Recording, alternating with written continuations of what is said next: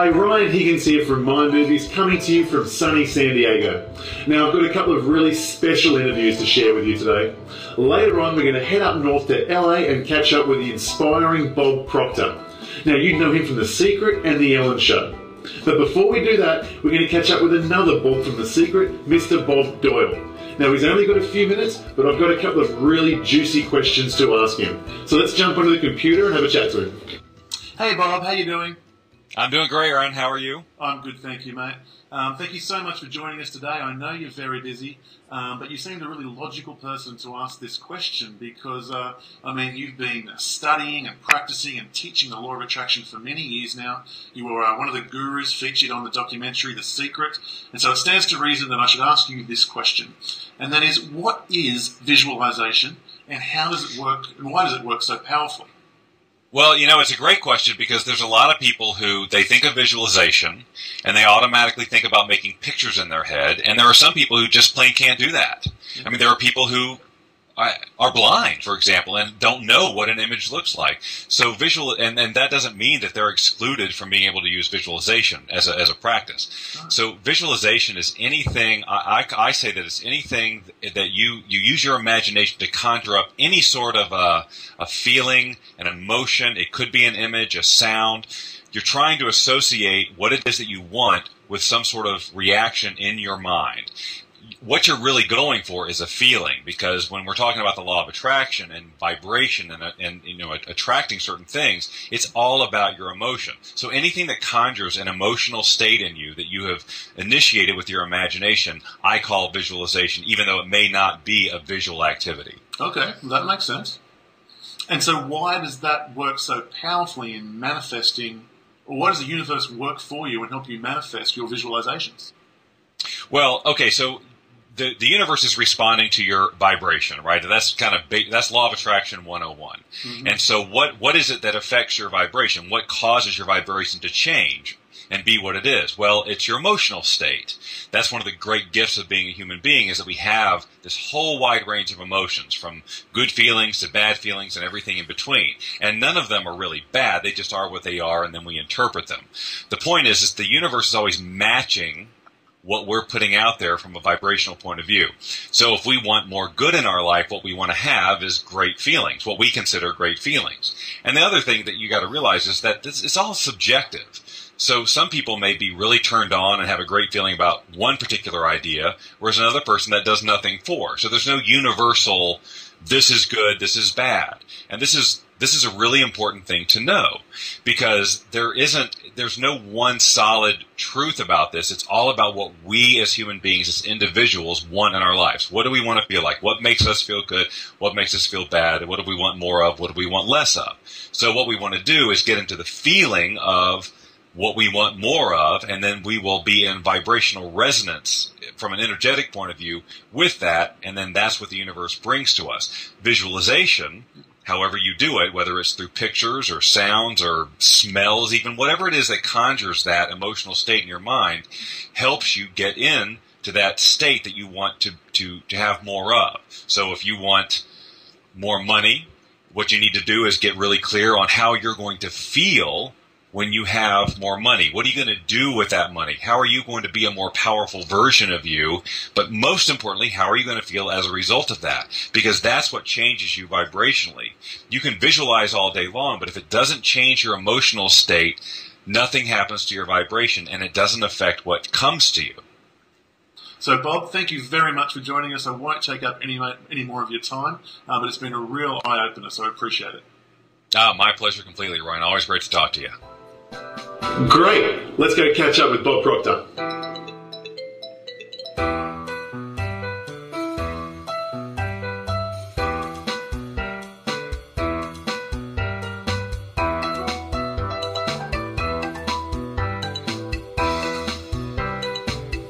G'day everybody, Ryan Higgins here from Mind Movies, and I'm very excited today because I've travelled to LA and I'm in a room here with Mr. Bob Proctor. Bob, thank you very much for joining us. Pleasure to be here.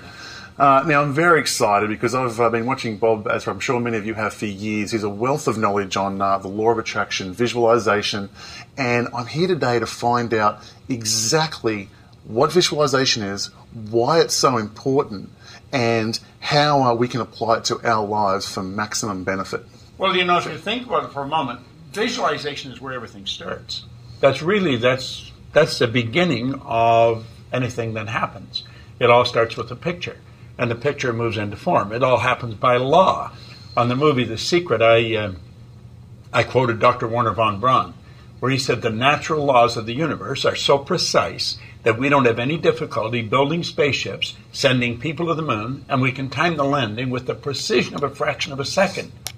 Well, one of the laws, one of the great laws, is the law of perpetual transmutation of energy. Energy is forever moving into form. If we just look up into the skies, we see blue sky, just a nice clear sky, and then you'll see a cloud formation. And the cloud starts to get heavier and it gets darker, and out of the cloud comes the water. Where did it come from? Well, it started out non-physical, turns into physical. Well, you and I have been given creative faculties. Unlike any other form of animal life, we're the highest form of creation on the planet, and we've been given creative faculties. Well, we've got the ability to create vision or an image in our mind. Like imagination is the mental faculty out of which visions arise. Now, unfortunately, as kids, we treat imagination as it's something just for kids. And when you start to school, you know, boom, they put stop on it, stop daydreaming. Well, what the child is actually doing is exercising one of the most powerful faculties that we've been given. We've got these higher faculties, but we don't understand that. And so everything you see, the buildings you see, the cars, the clothes you're wearing, the microphone, the camera that we're shooting at, it's all started out as an image in somebody's mind. And then we start communicating. Think for a moment of just how a person is looking at us right now, and they can hear us. All right? So we're sending our voice just off through the medium of the molecule. We're sending our image, our likeness, just off through the medium of the molecule. There are no wires between you and I and the viewer that you're watching us right now. How did that all happen? Well, you see, Samuel Morse was taken before the United States Congress many, many years ago. And he had an idea. He thought, if we could take and string wires and stop and start the flow of energy, we could communicate through the use of a wire. And a senator stood up in Congress. He was trying to get $30,000 to string up some wires down around Maryland and test this. And there was a senator stood up in Congress and said they'd be further ahead to give somebody $30,000 to build a railroad to the moon. You know, it shows you how far he went. Now, when Samuel Morse, was shot down, Marconi came up with the idea he was going to send a message from one place to another without using any wires. They checked him out in a mental institution. So whenever there's been any breakthroughs like this, we've always put the people down. It meets resistance initially. That's exactly right. Now, what we've got here is a relatively new idea. We think Samuel Morse could do it. Now we think Marconi. After the breakthrough, they're the genius. We always see the genius in somebody else, never in ourselves. Well, what we're talking about here is an individual has the ability to build this image in their mind. And I think one of the great problems, Randy, is that people don't understand their mind. They don't understand how mind works. They think it's for psychiatrists or something like that. Mind movies is taking people into an area of themselves that they've maybe never gone. Right. And as I look at this, I'm blown away with what you've done. But if I was to turn this thing around, you had to start out, this whole concept had to be an image in your mind. Yeah. Or a vision, if you want, you call it an image, a vision, a picture, call it whatever you want. When you're talking about mind movies, that's really what it's all about.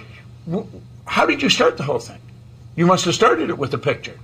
I did. What I wanted to do was I wanted to create a dream board. And I'd heard of the law of attraction before seeing you in The Secret. But once I watched The Secret, that's when I really grasped the importance of it. And I'd spent a lot of time and energy developing my skill set in lots of different areas for business and entrepreneurship.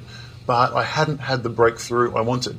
In fact, quite the opposite. I was working in a factory, doing a job I really, really did not like. I got up at 5 a.m. every morning, and I deliberately chose this job so I can go and get up at 5 a.m., do this work. I could be home by 1 or 2 in the afternoon, and I could start my business in the afternoon. But I did this for years and years with no result. And I decided that what I was missing was the concept of visualization and a crystal clear picture of what I wanted my future to look like. But you must have read something about this. Absolutely. Yeah, no, and I'd been to a number of seminars and read a number of books. Because I don't think you just decide you're missing a vision. No, that came through education, through teachers like yourself. It's an awareness. Exactly. Yeah.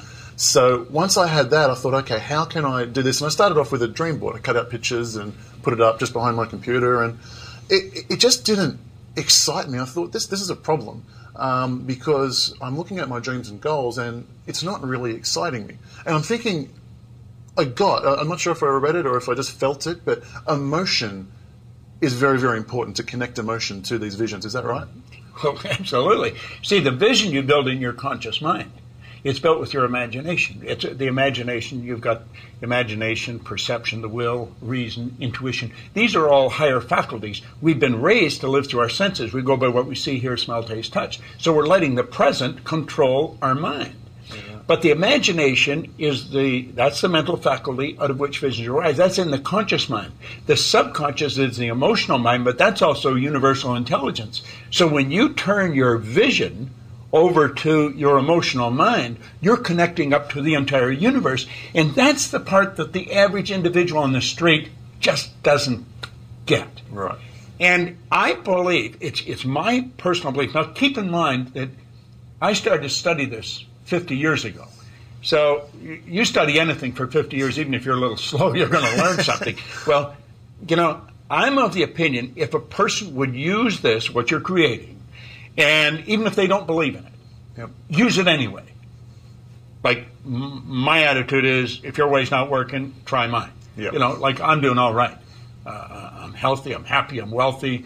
I earn more money in an hour than I used to earn in 20 years. I mean, I must know something. Well, I do know that this works. And so if a person would take this and start to play with it, pretty soon something's going to click in their mind like it did for you, and they've got it.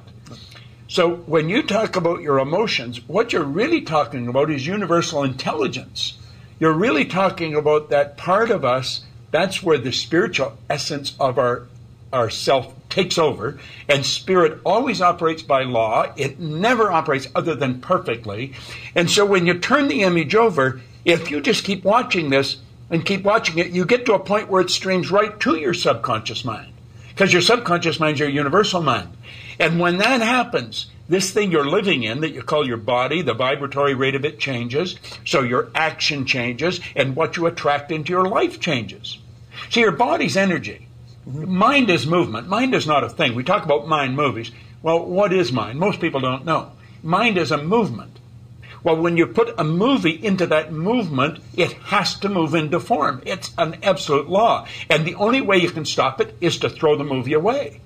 It's like planting a seed in the earth. If I plant a carrot seed and I keep the earth fertile and, fertilized, and that carrot's going to grow. It's going to grow just as sure as it gets dark. Well, when you keep streaming this movie into your mind, you keep this physical instrument you're living in a vibration that's in harmony with the movie. And when that happens, you start to attract everything in the universe that's required for the manifestation of that movie. That's the emotional mind. So when you say, is it important to get emotionally involved? Yeah. See, most people aren't emotionally involved in their own story. They're emotionally involved in somebody else's. I always say the average individual is an extra in their own movie. They'll make you the movie. You'll think, God, that guy must be brilliant making this. Well, I'll give you credit. You're pretty brilliant to make it, but I don't think you're any more brilliant than me or the person on the camera or anybody else that happens to be watching this. We're all the same. It's that you've started to use what you've got, and you did use it to build this, and then, of course, you're using it to improve upon this. So you keep improving the image or the vision. Yes. And as long as you stay emotionally involved with it, it's going to keep getting better. And it gets better. I benefit from it. Who the listener, the viewer gets better. And through repetition, their whole life is going to change. I believe you've discovered something here. I don't think anybody invents anything. I think we just merely discover it, because nothing's created or destroyed. I think you've discovered something here that'll change a person's life just like that. And even although they may not understand what's happening, it still happens. That's the funny bit. there's no way in the world I could have articulated it as eloquently as you did just then several years ago. But that what you just described exactly matched what happened to me, even though I didn't know it and understand it at the time. I had the dream board. I thought, this isn't working for me, and I'm not emotionally engaged in this static picture. So I thought, how can I make it dynamic, and how can I really get emotion involved into it? And I was just surfing around YouTube one day, and I saw a couple of movies that I thought were really inspiring, and I thought, maybe if I could make a movie about what I wanted my life to look like. And I watched that every day. And it had my favourite music track over the top of it. It had images that I chose, and they were flying at me. It had my affirmations and the things that I desired all coming at me in this movie. I thought maybe that would work. And so I set about this at the time. 3 years ago, technology is not what it is today. It was quite a tedious and difficult task technologically to make a movie from somebody who had never made a movie before. But I went ahead and made this movie, and I watched it every morning and every night for 3 months, well, for a lot longer than 3 months. But I started to notice an incredible change within 3 months. When I made the movie, I had tried a number of businesses that were unsuccessful, and it left me in a fair amount of debt. I was in $70,000 worth of personal debt and credit cards, in a job that I really hated, and getting up at 5 a.m. every morning to get to it. And within a matter of 3 months, I had turned it around, and the primary goal in my movie was complete financial freedom, to where I didn't need the job and I was completely okay. 3 months later, I had achieved that, and it went by so fast I didn't even know what happened to me. But it all happened, and I attribute it to my movies. And see, what you did, there's an element there that defies logic. First of all, I think we have to understand that we're programmed. We've got paradigms. Paradigms nothing but programming. We're programmed genetically. That's why you look, like your relatives. Then we're programmed environmentally. Well, we're programmed in such a way that if you watch the movie once, why would you want to watch it again? Or if you read the book once, why would you want to read it again? Or if you listen to the CD once, why would you want to listen to it again?